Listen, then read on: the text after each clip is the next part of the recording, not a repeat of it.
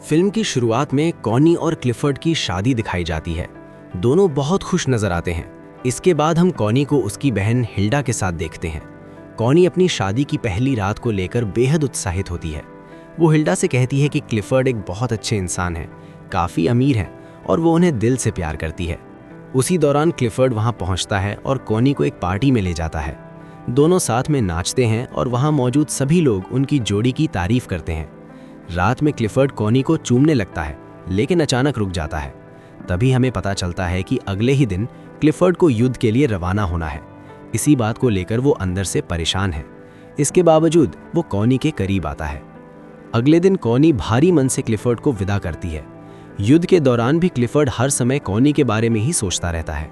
6 महीने बाद हम देखते हैं कि कॉनी और क्लिफर्ड की पैतृक हवेली में रहने के लिए आ जाते हैं। युद्ध में घायल होने के कारण क्लिफर्ड का निचला शरीर लकवाग्रस्त हो गया है और अब वो व्हील चेयर पर है। दोनों हवेली के अंदर जाकर उसे देखते हैं। चलने फिरने में असमर्थ होने के कारण क्लिफर्ड अपने कमरे को नीचे ही तैयार करने के लिए कहता है।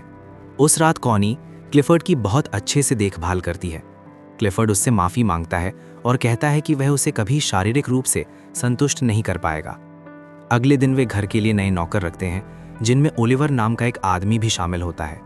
वहाँ कॉनी का कोई करीबी दोस्त नहीं होता, इसलिए वो अपना ज़्यादातर समय अपनी बहन हिल्डा को खत लिखकर बिताती है और उसे अपनी ज़िंदगी की हर बात बताती है। एक दिन कॉनी क्लिफर्ड से पूछती है कि क्या वह कुछ दिनों के लिए लंदन जाकर हिल्डा से मिल सकती है, लेकिन क्लिफर्ड पूछता है कि क्या वह उसे वहाँ अकेला छोड़कर चली जाएगी। कॉनी जवाब देती है कि घर में नौकर तो हैं ही। फिर भी क्लिफर्ड जिद करता है कि उसे कॉनी की ज़रूरत है और सुझाव देता है कि हिल्डा को ही उनके पास बुला लिया जाए। कॉनी कहती है कि हिल्डा को वहाँ आना पसंद नहीं है और झुंझलाकर टहलने के लिए बाहर चली जाती है। चलते चलते उसे एक छोटी सी धारा दिखाई देती है और वह उसमें पत्थर फेंकने लगती है। वापस आकर वह क्लिफर्ड को उस धारा के बारे में बताती है और उसके साथ वहाँ चलने के लिए कहती है, लेकिन क्लिफर्ड चाहकर भी वहाँ नहीं जा सकता। ये बात कॉनी को उदास कर देती है। कॉनी का मन बहलाने के लिए क्लिफर्ड उसे पास के एक स्थानीय उत्सव में जाने के लिए कहता है। वहाँ कॉनी की मुलाकात मिसेस फ्लिंट से होती है, जो एक शिक्षिका हैं। दोनों कुछ देर तक बातें करती हैं। बाद में हम देखते हैं कि कॉनी क्लिफर्ड को कहीं ले जा रही होती है। तभी उसकी व्हील चेयर रास्ते में फंस जाती है। संयोग से ओलिवर वहां से गुजर रहा होता है। क्लिफर्ड उससे मदद मांगता है। ओलिवर व्हील चेयर को निकाल देता है और चला जाता है। इसी तरह कॉनी और ओलिवर की पहली मुलाकात होती है। कुछ समय बाद क्लिफर्ड कॉनी से एक चौंकाने वाली बात कहता है। वह सुझाव देता है कि कॉनी किसी और के साथ बच्चा पैदा कर सकती है। ये सुनकर कॉनी हैरानी से पूछती है, तुम ये क्या कह रहे हो? तब क्लिफर्ड समझाता है कि वह जानता है कि कॉनी को बच्चे बहुत पसंद है और उसे अपने वंश के लिए एक उत्तराधिकारी भी चाहिए। कॉनी पूछती है कि क्या क्लिफर्ड को इस बात से कोई आपत्ति होगी अगर वह किसी और पुरुष के साथ संबंध बनाए। क्लिफर्ड जवाब देता है कि उनका प्यार इन सब बातों से कहीं ऊपर है। अगले दिन नाश्ते के समय कॉनी फिर से इस विषय पर बात करना चाहती है, लेकिन क्लिफर्ड उसे नज़रअंदाज कर देता है। वह अखबार पढ़ने लगता है, जिसमें उसकी किताब पर कड़ी आलोचनाएं छपी होती हैं। ये पढ़कर वो निराश हो जाता है और कहता है कि आलोचक सही हैं। उसकी जिंदगी बर्बाद हो चुकी है और अब कुछ भी शेष नहीं रहा। ये सुनकर कॉनी को बहुत गुस्सा आता है। वह अपने कमरे में चली जाती है और दीवारों से क्लिफर्ड की सारी तस्वीरें उतारने लगती है। तभी हिल्डा वहाँ पहुँचती है और कॉनी को रोते हुए देखती है। कॉनी टूटे हुए मन से हिल्डा को बताती है कि वह क्लिफर्ड की देखभाल करते करते पूरी तरह थक चुकी है। ये सुनकर हिल्डा सीधे क्लिफर्ड के पास जाती है और साफ कहती है कि कॉनी बहुत कुछ सह चुकी है और अब उसे एक देखभाल करने वाली महिला रखनी चाहिए। अगले ही दिन वो मिसेस बोल्टन को लेकर आती है, जो बचपन में क्लिफर्ड की देखभाल किया करती थी। इसके बाद हिल्डा क्लिफर्ड को बताती है कि कॉनी कुछ दिनों के लिए उसके साथ लंदन जाएगी। जाने से पहले क्लिफर्ड कॉनी से कहता है कि वह गेम कीपर ओलिवर से ये पूछाए कि तीतरों के अंडों से बच्चे निकल रहे हैं या नहीं। कॉनी ओलिवर को ढूंढने जाती है। वहाँ वह उसे बिना कपड़ों के नहाते हुए देख लेती है और चुपचाप पीछे हट जाती है। थोड़ी देर बाद वह उससे पक्षियों के बारे में पूछती है और ओलिवर बताता है कि सब ठीक है। कॉनी पूछती है कि क्या वह वहाँ अकेला रहता है। ओलिवर कहता है कि उसे अकेलापन पसंद है। जाते समय कॉनी कुछ फूल तोड़ लेती है। वह फूल मिसेस फ्लिंट के पास ले जाती है और कहती है कि ओलिवर उसे एक अच्छा इंसान लगता है। मिसेस फ्लिंट बताती हैं कि ओलिवर बहुत मेहनती है, लेकिन युद्ध के दौरान उसकी पत्नी ने उसे धोखा दिया था। इसी वजह से वह अब अकेला रहता है। उस रात कॉनी अपने कमरे में आईने के सामने खड़ी होकर खुद को देखती है और अपने मन की बेचैनी से जूझती है। अगले दिन वो जंगल में टहलने जाती है और एक आवाज का पीछा करते हुए एक छोटी सी झोपड़ी तक पहुंचती है जहां ओलिवर काम कर रहा होता है। अंदर का माहौल उसे बेहद शांत लगता है। वो तय करती है कि वो वहां बैठकर किताबें पढ़ेगी और धीरे धीरे वो नियमित रूप से वहां जाने लगती है। एक दिन वो देखती है कि अंडों से चूजे निकल रहे हैं। खुशी से भरकर वो ये खबर क्लिफर्ड को देने दौड़ती है, लेकिन क्लिफर्ड उसे अनसुना कर देता है। समय बीतता जाता है और कॉनी व क्लिफर्ड के बीच दूरी बढ़ती जाती है। एक दिन मेहमानों के सामने कॉनी क्लिफर्ड को एक सलाह देती है, लेकिन वो उसे चुप करा देता है और कहता है कि औरतों को मर्दों के मामलों में नहीं बोलना चाहिए। इस अपमान से आहत होकर कॉनी ओलिवर के पास जाती है और रो पड़ती है। ओलिवर उससे पूछता है, क्या हुआ मैडम? और कॉनी उससे लिपट जाती है। ओलिवर उसे आग के पास अंदर ले जाता है। कॉनी उसका हाथ पकड़ लेती है और दोनों भावनाओं के बहाव में एक दूसरे के करीब आ जाते हैं। इसके बाद कॉनी घर लौटती है तो दरवाज़ा बंद मिलता है। मिसेस बोल्टन दरवाज़ा खोलती हैं। कॉनी पूछती है कि दरवाज़ा क्यों बंद था और कहती है कि वो तो बस चूज़ों को देखने गई थी। अंदर क्लिफर्ड अपने दोस्तों से बात कर रहा होता है और उसे किसी बात का शक नहीं होता। अगले दिन कॉनी फिर ओलिवर के पास जाती है।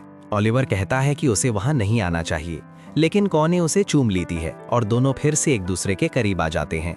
जाते समय कॉनी पूछती है, क्या हम अब भी अजनबी हैं? ओलिवर जवाब देता है, बिल्कुल नहीं, और उसे चूम देता है। साफ दिखाई देने लगता है कि दोनों एक दूसरे से प्रेम करने लगे हैं। अब जब भी क्लिफर्ड कॉनी से बात करता है, उसका मन कहीं और भटका रहता है। शाम को नहाते समय उसकी आवाज में हम सुनते हैं कि शादी के बाद उसने किसी और को अपना दिल दे दिया है और ये उसके लिए बिल्कुल आसान नहीं था। बाद में कॉनी मिसेस फ्लिंट से मिलने जाती है और बताती है कि वो और क्लिफर्ड बच्चा करने के बारे में सोच रहे हैं। मिसेस फ्लिंट ये सुनकर खुश होती हैं। तभी ओलिवर वहां दूध लेने के लिए आ जाता है। वो कॉनी से बात करने की कोशिश करता है, लेकिन कॉनी उसे नज़रअंदाज कर देती है। थोड़ी देर बाद मिसेस फ्लिंट दूध लेकर लौट आती हैं। कॉनी उनसे विदा लेती है और वहां से चली जाती है। ओलिवर उसके पीछे पीछे आता है और पूछता है कि उसने उसे अनदेखा क्यों किया। कॉनी बताती है कि अगर वो उससे बात करती तो मिसेस फ्लिंट को शक हो सकता था। ओलिवर उससे झोपड़ी चलने को कहता है, लेकिन कॉनी याद दिलाती है कि तब तक शाम हो जाएगी। इस पर ओलिवर ज़मीन पर अपना कोट बिछा देता है और वहीं रुकने का सुझाव देता है। कॉनी उससे कहती है कि वो उसके साथ औपचारिकता न बरते। उसी पल दोनों भावनाओं के बहाव में एक दूसरे के करीब आ जाते हैं। इसके बाद वे एक दूसरे से अपने प्यार का इजहार करते हैं। कॉनी कहती है कि उसे अब जाकर एहसास हुआ है कि वो कितने समय से अकेलेपन में जी रही थी। एक दिन जंगल में वे मजाक मजाक में एक तरह की शादी भी कर लेते हैं। अब वे ज़्यादातर समय साथ बिताने लगते हैं और जब मन करता है एक दूसरे के करीब होते हैं। कुछ समय बाद कॉनी को पता चलता है कि वो गर्भवती है। वो मिसेस बोल्टन से कहती है कि शायद वो और क्लिफर्ड एक बच्चा करने वाले हैं। अगले दिन मिसेस बोल्टन ये बात गांव की औरतों को बता देती है और ये खबर क्लिफर्ड तक पहुंच जाती है। ये सुनकर क्लिफर्ड बेहद खुश हो जाता है और कॉनी के पास आता है। कॉनी उससे झूठ बोलती है कि वो अपनी बहन के साथ वेनिस जा रही है और वहीं किसी के साथ बच्चा पैदा करेगी। क्लिफर्ड ये सुनकर बहुत प्रसन्न होता है। कॉनी ये बात ओलिवर को बताती है कि वो कुछ दिनों के लिए वेनिस जा रही है और उसने क्लिफर्ड को बच्चे के बारे में बता दिया है। ओलिवर पूछता है उसने क्या कहा। कॉनी समझाती है कि क्लिफर्ड तब तक खुश है जब तक दुनिया ये समझती रहे कि बच्चा उसी का है। वो ये भी बताती है कि उसने वेनिस का नाम इसीलिए लिया ताकि किसी को ओलिवर पर शक ना हो। ये सुनकर ओलिवर को लगता है कि कॉनी ने उसे सिर्फ गर्भवती होने के लिए इस्तेमाल किया है।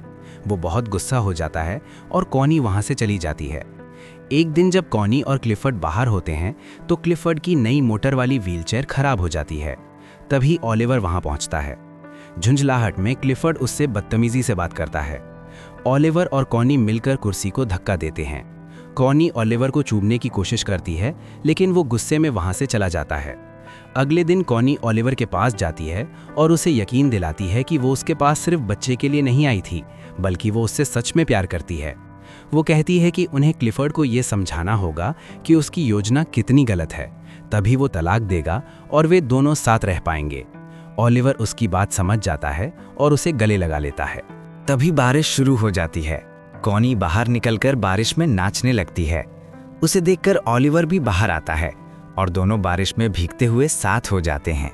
उधर क्लिफर्ड परेशान हो जाता है कि कॉनी इतनी देर से बाहर क्यों है और मिसेस बोल्टन को उसे देखने भेजता है। मिसेस बोल्टन जंगल में दोनों को देख लेती है, लेकिन उन्हें यह एहसास नहीं होने देती। अगले दिन हिल्डा कॉनी से मिलने आती है। कॉनी उसे ओलिवर के बारे में सब कुछ बता देती है। हिल्डा कहती है कि वो चाहती थी कॉनी को प्यार मिले, लेकिन उसे ये पसंद नहीं कि उसने एक नौकर को चुना। कॉनी हिल्डा को ओलिवर से मिलाने ले जाती है। हिल्डा उससे पूछती है कि नौकरी छूटने के बाद वो कॉनी का खर्च कैसे उठाएगा, और ये कहकर चली जाती है। कॉनी हिल्डा के व्यवहार के लिए माफ़ी मांगती है। ओलिवर मानता है कि हिल्डा की बातों में सच्चाई है, लेकिन वो ये भी कहता है कि कॉनी से प्यार करने से पहले उसने कभी भविष्य के बारे में सोचा ही नहीं था। दोनों कमरे में जाते हैं और साथ समय बिताते हैं। सुबह ओलिवर की पत्नी का मौजूदा साथी वहां आकर पैसों की मांग करता है, लेकिन ओलिवर उसे भगा देता है। इसके बाद कॉनी अपनी बहन के साथ वेनिस चली जाती है।